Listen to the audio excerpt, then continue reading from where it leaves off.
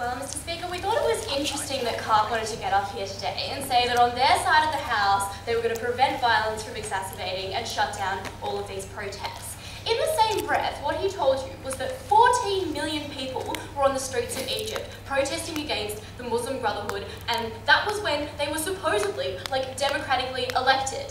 What we're going to bring you on this side of the House, right, is that when you, reinstall Muslim Brotherhood members to the cabinet without any kind of democratic process, all you do is you exacerbate the violence further, because first of all, as I'm going to tell you later in substantive, you probably don't stop the Muslim Brotherhood from protesting in the first place, but second of all, you then reinvigorate all of the anti-Muslim Brotherhood protests that were occurring in the first place. If anything, on their side of the House, what they get is more protests, exacerbated violence, and probably out-and-out riots on the street of Egypt. I'm bringing 2 points in substantive in my speech today. Firstly, why this would undermine the goals of the interim government, why we don't think that government would be successful, and secondly, why this is not in the interest of the Muslim Brotherhood and why they wouldn't be able to affect change in terms of the violence in the first place. But before I get to that, I want to look at a couple of points of rebuttal.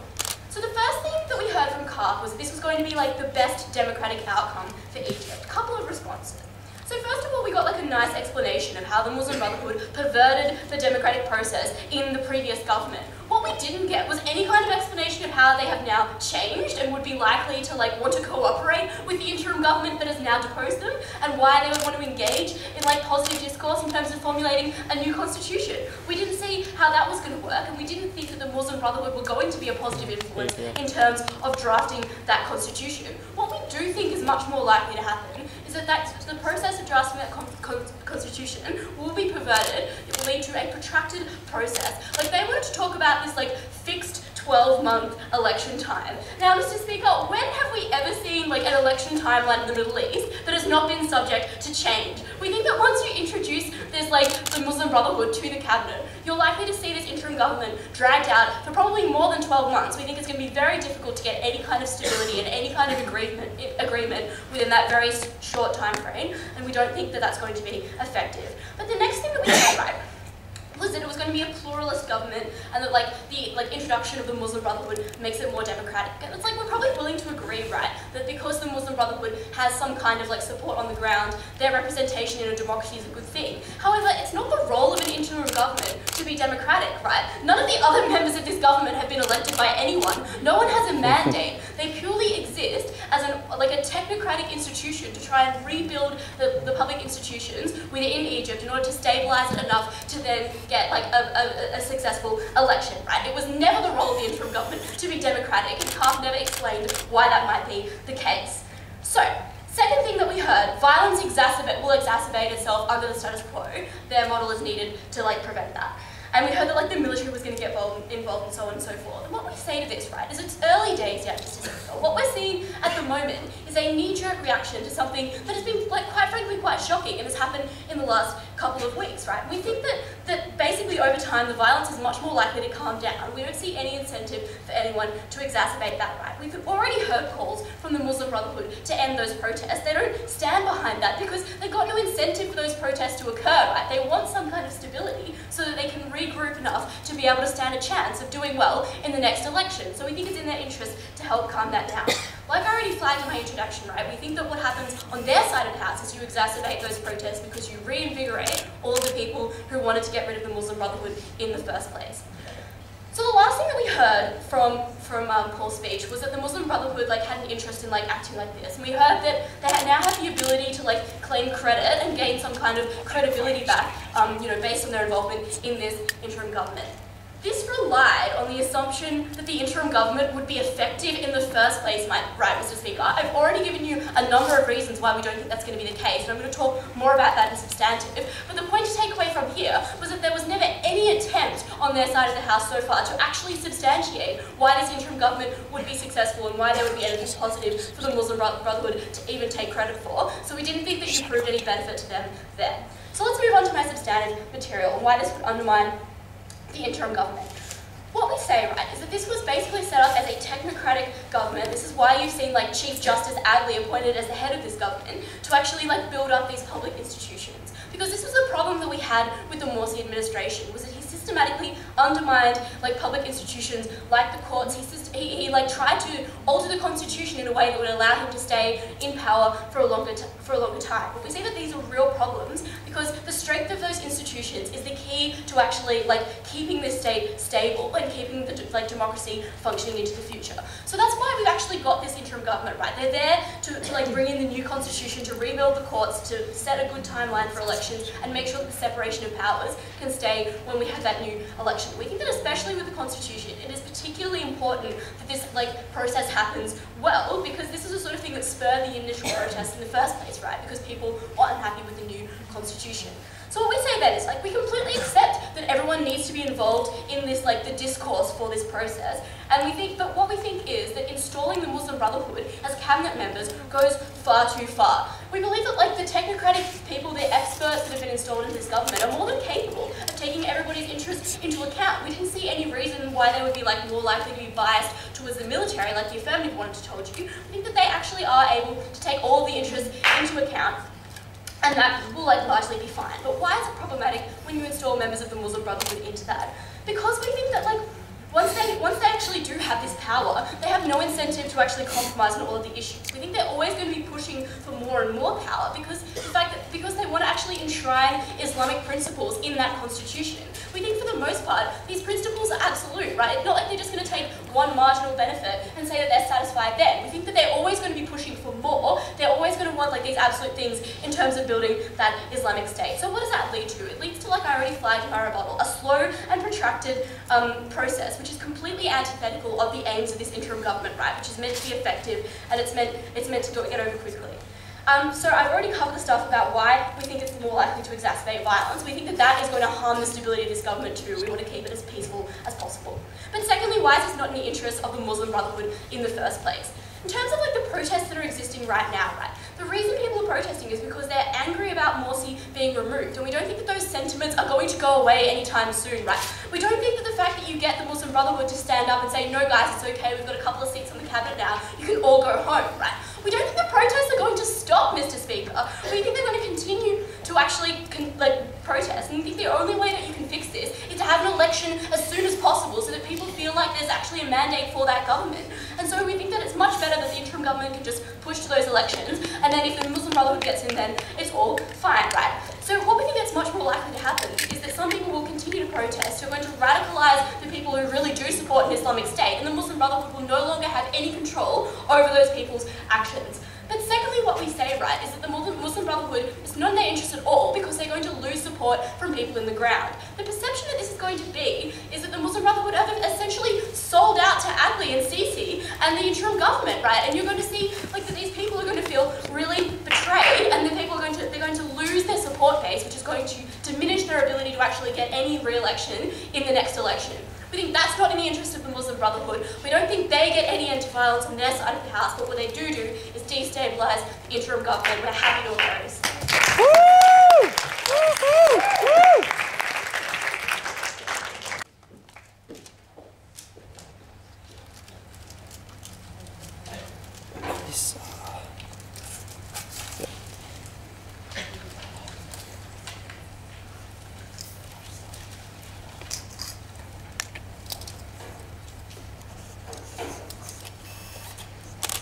Mr. Speaker, funnily enough, the negative team in this debate also thought this debate was about the Muslim Brotherhood. The difference was we wanted to talk about the actual Muslim Brotherhood, not the affirmative's conception of some friendly, polite, moderate guys. We wanted to talk about a party who saw itself as being the voice of Islam in Egypt, of wanting to create a Muslim state. Those were the interests which we wanted to talk about, not this ideal conception of what we thought like a new democracy in Egypt should look like. So I've got 3 questions that I want to ask in rebuttal before moving on to my own substantive, which talks about a roadmap for Egypt. So firstly, what are the interests of the Muslim Brotherhood?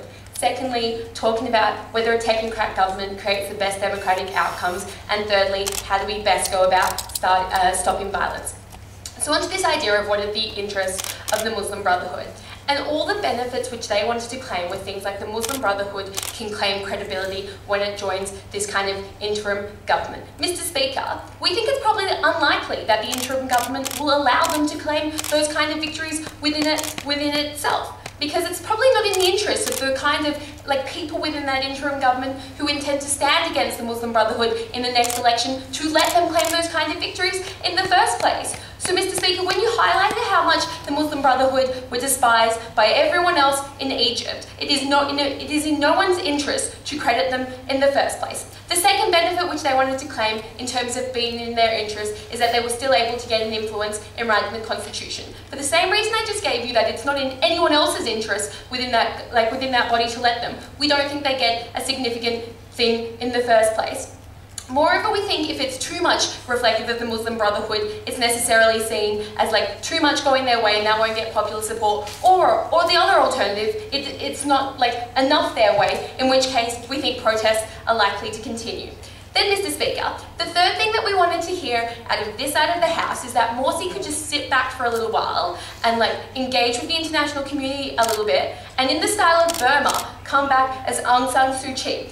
Mr. Speaker, we didn't think that anyone was going to give Morsi sympathy or credibility. We don't think that he has similar traits to what that lovely Burmese lady did. We didn't think he could just sit around under house arrest and angle for some kind of UN support. Mr. Speaker, what we told you on our side of the House is that you claim credibility when you were the Muslim Brotherhood in different ways, that your interests were necessarily different to that in which the rest of mainstream democratic political parties stop. You claim credibility when you can stop the protests. We already told you why we think protests continue under this side of the House. We think so when you get more credibility, when you become a more viable electoral party, when there is the incentive. That incentive necessarily goes away when you join this interim party. Why is that? Well, firstly, we think your supporters see you as illegitimate. They see you as buckling to the will of the rest of Egypt. The reason that there are still protests on the street, Mr. Speaker, is not because they are endorsed by the Muslim Brotherhood, it is because people are so angered and enraged that the government, which they thought was legitimately and democratically elected, was just overrun by the military. We think that means they either do two things, Mr. Speaker. They either keep protesting, or secondly, they abandon the party, the Muslim Brotherhood, because they think they see them as sellouts. They've abandoned the dream of an Islamic Egypt. And when this side of the House wanted to own that we're acting as the Muslim Brotherhood in this debate, we thought losing support was necessarily antithetical to this. Moreover, Mr. Speaker, we think the Muslim Brotherhood has a lot of issues controlling the protesters now. And even though they've made lots and lots of claims to try and do this, there is a struggle based on how outraged people feel about this. But we thought that the best thing that they could do was to focus on fresh elections, was to step away from the politics for a little while, to focus on standing for fresh elections, to being democratically elected again. And that was the best outcome which they could necessarily reach. The second thing that we heard was that, but this will help stop the violence. What we heard is in terms of things like military intervention. Well, as we've already told you, that we don't think the protests are supported by the Muslim Brotherhood leadership. Most of them are under house arrest and have already called for those kind of things to stop. What we told you is we think that the kinds of protests we see at the moment will necessarily die down anyway. The fact that they're still ongoing is in response to outrage. We think outrage necessarily quashes over time. We think there's an incentive for those protests to stop, and necessarily that's why the Muslim Brotherhood's called them, because there's an incentive to regroup and focus on winning the next elections. The last thing I want to talk about in rebuttal, Mr. Speaker, is does this achieve the best democratic outcome? Does their model achieve that?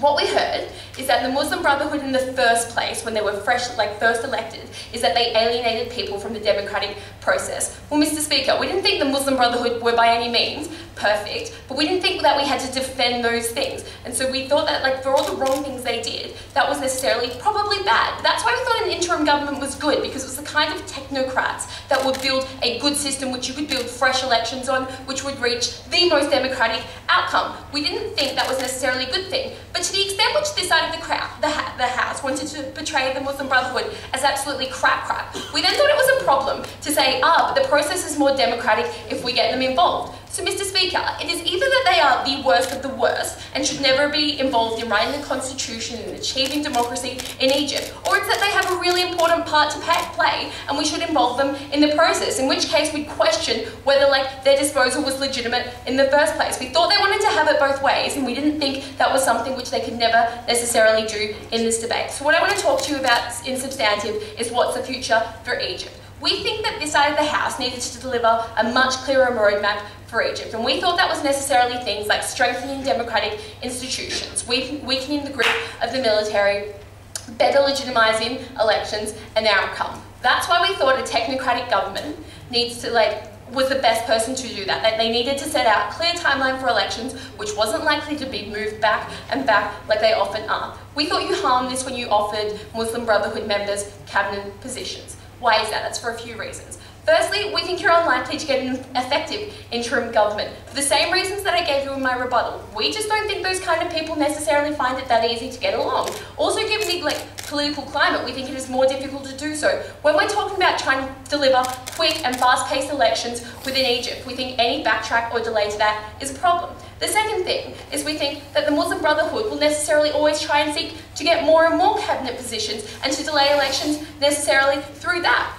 Because they still see themselves as legitimate, Mr. Speaker, and we don't think that they will respond well to just delays delays within that. So we think that the protest is unlikely to accept that as a legitimate role. The third reason, Mr. Speaker, is we think that the anti-Muslim Brotherhood supporters probably still don't think they're legitimate. The kinds of people, the 14 million people who took to the street in the first place to try and dispose the Muslim Brotherhood probably don't want them to have any say within the interim government, and so necessarily when you give them that role, you incentivise them to take to the streets to protest that again. When this side of the House wanted to talk about achieving peace, we didn't think you got that, and you didn't claim a success there when you had people protesting. So, Mr. Speaker, the results are that you still get protests, that you still get clashes, and you still get threats of military intervention when you get that. Instead, what you need is the free space for free of political parties for the technocratic government to establish a constitution and to set up for new elections. We thought they could do that, taking all the different interests of Egyptian people into mind, whether they be the most conservative or the most liberal, without necessarily having to have those people in place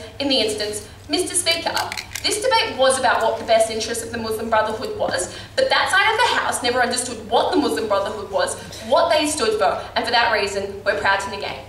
Woo! Woo! Woo! We'll be back soon.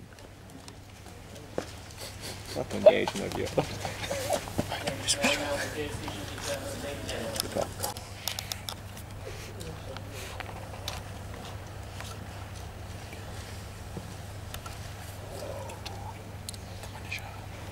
Let's go. Smash it.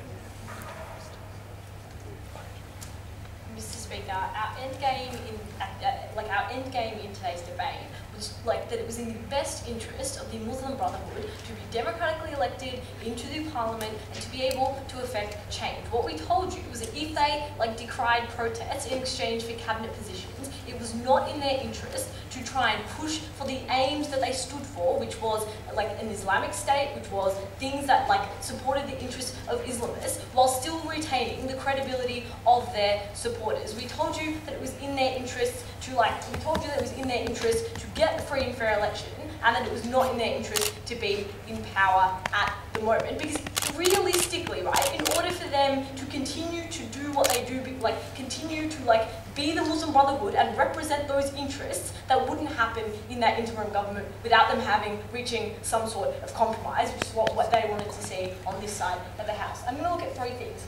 What is it exactly that's in the Muslim Brotherhood's interest? What does this do in the short term to stop violence? And lastly, how do you get the best democratic outcome? So firstly, what is in the Muslim Brotherhood's interest? The first thing we heard was that they need credibility, and this has a really good domestic effect when you renounce violence and take up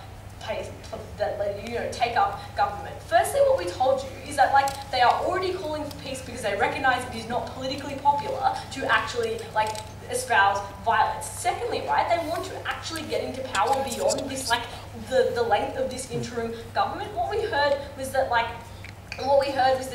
Salafists are gaining increasing credibility because of this. We told you that they are a political party and it is in their incentives to get those protests to die down in order to get those elections as quickly as possible. We think that violent protests are seen as negative and they hurt their ability to get elected. We think as that timetable for the election gets closer and closer, we think the Muslim Brotherhood's stance will change in order to actually get that popular support, in order to actually get elected. The second thing we heard was that it's in their interest because they were a part of that government and they stop executive overreach. They can have a collaborative approach in terms of the constitution and things like that. One of two things will happen if the AFS model goes ahead. Firstly, either the Muslim Brotherhood will fall under the affirmative team's conception and be cooperative and be compromise. We think that's incredibly damaging to their interests because they lose the internal credibility, particularly from the radical sects of their political party. That's what Beck brought to you in substantive. So if it is true that they were willing to compromise and that that was good for them, they would lose that internal credibility, which meant that if you had there was less likelihood of those elections being successful for them. But secondly, what we thought was more realistic is that they would agitate for change because that is what is in their interest. We think that is what the Muslim Brotherhood exists to do. They have a very, very particular mandate in what they stand for, and that is pretty much universal across the world. And we think that in order to forward that, once they're in power, they have an incentive to agitate for that change. We think that draws out the process. What does that do when they do that, right? We think it angers all of the anti-Muslim Brotherhood supporters. And it wasn't enough for them to say that, oh no, those 14 million people just didn't like Morsi, right? Morsi was a figurehead for the Muslims, was a figurehead for the Muslim Brotherhood, right? The things he did, they angered all of people, like the Coptic Christians who didn't stand by being second-class citizens. It is not enough to say that those people just didn't like Morsi. They didn't like the things he was doing, and in the aim he was doing to promote a Muslim state. We told you it was in their best interest to effect this change as a democratically elected political party because that means they gain legitimacy that they can point to when those other protesters, when those Muslim Brotherhood supporters come out and decry that. We don't think it was enough to just control that. But lastly, in terms of their international reputation, we think first and foremost that they have to focus internally. We think that the damage to their international credential is minor in terms of what they're trying to achieve at the moment, which is actually to get into power. Secondly, and we think the quickest way for them to do that was to actually step back and to let the interim government do its job, and then garner political support in the next 12 months for them to be actively able to effect change. Secondly, what does this do in the short term? What we heard was that protests are damaging and violent, and while they may not be calling for violence, they are calling for protests. We're happy for the Muslim Brotherhood to protest if they want, right? And we think that they are smart enough to do it in a peaceful manner. And while this debate is about what the Muslim Brotherhood's interest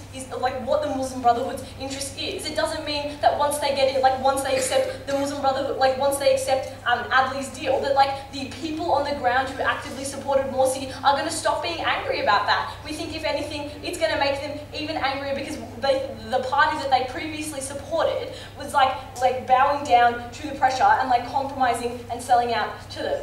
Furthermore, we think that we think that there is inherent association between Morsi and the Muslim Brotherhood in terms of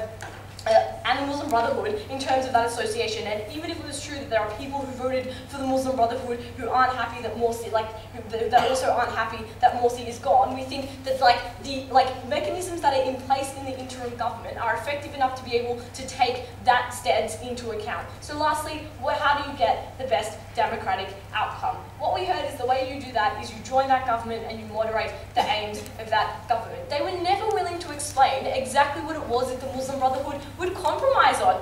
We don't think that in the interest of promoting an Islamist state, that we don't think there is a compromise that is in that interest, which is also something that they would not agitate, that would not draw out that process. There is a fundamental mismatch between compromising with the Adli administration and their very reason for existing, which is to promote Islamist aims in Egypt. But even if they would compromise, we think that compromise takes time. We think that draws out that draws out the interim government. When you can't get that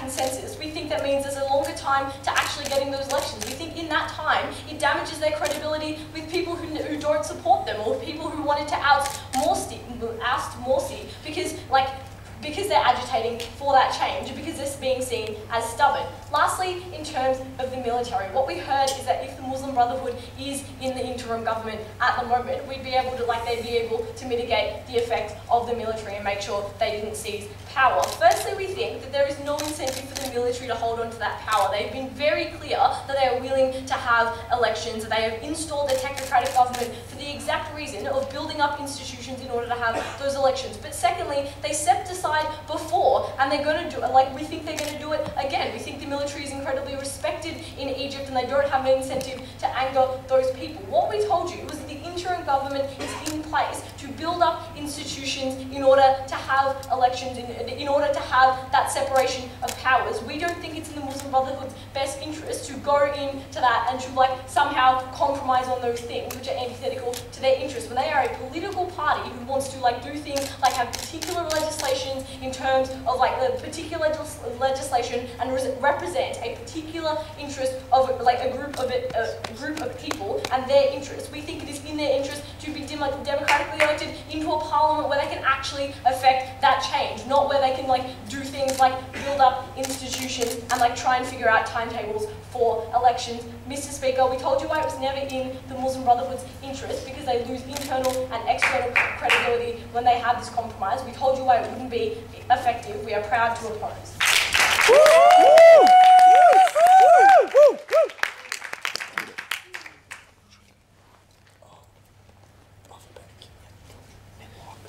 now move to flag speeches, and I'd like the leader of the negative team,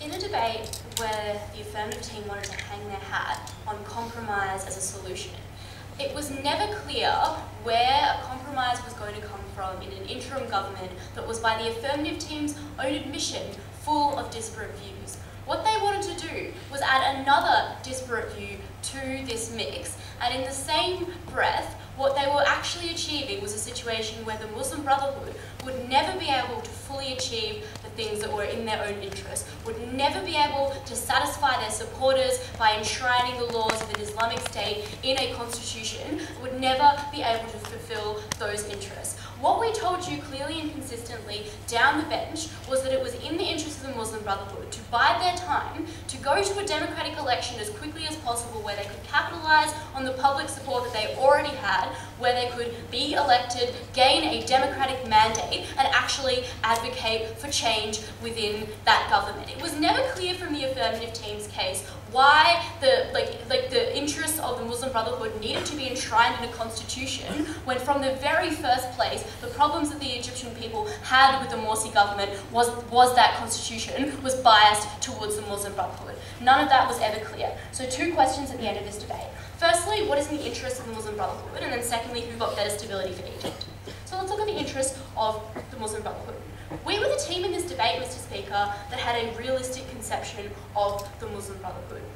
The affirmative team wanted to tell you that it was in the interest of the Muslim Brotherhood to be seen as moderate and to improve their international image. And we recognise, right, that the Muslim Brotherhood never really gave a rat's ass about their international image, but what they did care about was representing the interests of Muslims within the Middle East and trying to get as much of that Islamic, of the Islamic law enshrined in state law within these things. And this was antithetical to the notion of compromise, right?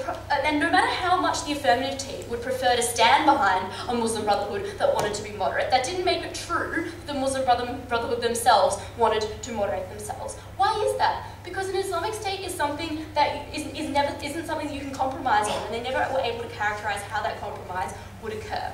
But the better stuff that we got from the affirmative team was the fact that there was actually an incentive for some level of cooperation with the Muslim Brotherhood in the case that they needed to achieve something. But this was like an acknowledgement, right, that there was already a failure there and that the Muslim Brotherhood should just try and salvage basically whatever they could. However, right, it was completely unlikely, and we told you this consistently, that there would ever be any successors for the Muslim Brotherhood to actually claim credit for. And the affirmative were never able to explain explain how this compromise might be reached and how that would be successful and how that would help the credibility of the Muslim Brotherhood that they so wanted to support. What we told you consistently was that they'd be better off biding time, waiting for the election, where they would be able to fulfil their own interests by changing things within that government, rather than relying on the constitution to do it for them. Both sides of the House, agreed that stability and less violence was in the interest of the Muslim Brotherhood, and that the effective interim government to get to elections quickly would also be in their interest. So let's look now at who actually was able to achieve that stability. The affirmative team were never able to prove that this policy was actually going to shut down the protests. And we told you already that the Muslim Brotherhood had called for these protests to end. The fact that they hadn't was indicative of the fact that the Muslim Brotherhood was not fully in control of its supporters and of the various Islamist factions that existed here. What we were able to tell you was that it was likely to anger extremists, who are precisely the people who are actually spurring on the kind of violence that the affirmative team found so problematic from the first place. But the next thing that we told you, was that anti-Muslim Brotherhood supporters would come out against this as well. And they wanted to glibly reply that no, those people just hated Morsi, not the Muslim Brotherhood. And that might be true for some of the people, But on our side of the house, we didn't need the full 14 million people to come out against the Muslim Brotherhood. We probably only needed about 1 million, And we thought that those people would probably exist. This would spur on the protest. This would be more damaged. What they did was to destabilise the interim government that was set up purely to redo institutions and not to be a democratic entity. What they did was destabilise support for the Muslim Brotherhood, and therefore it was never going to be in their interest to do this. Thank you.